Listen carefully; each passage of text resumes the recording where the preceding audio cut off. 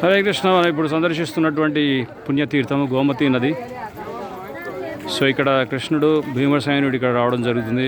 ఇందాక మన కథలో చెప్పుకున్నటువంటి విధంగా భీముడు దప్పికతో ఉండగా తన యొక్క గదతో భూమిని బద్దలు కొట్టగా ఆ భూమి నుంచి పుట్టుకొచ్చినటువంటి పుణ్యతీర్థం ఇది.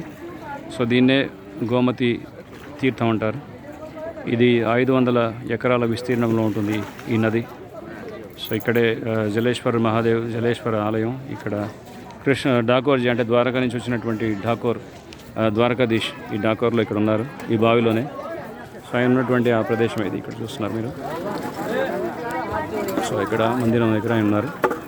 సో అలాగే ఈ డాకోర్ అనే టంకరిషి ఆయన తపస్సు చేశాడు కాబట్టి ఇక్కడ ఈ శివాలయం ఏదైతే ఉందో ఇది డంకేశ్వర్ మహాదేవ్ అని ఇక్కడ ఆ పేరు చెందినటువంటి క్షేత్రం ఇది.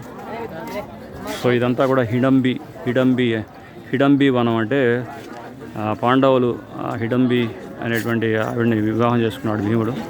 సో అందుకే హిడంబి వనం. ఇదంతా కూడా దట్టమైనటువంటి అరణ్యం. సో మనం ఇక్కడ చూస్తున్నాం.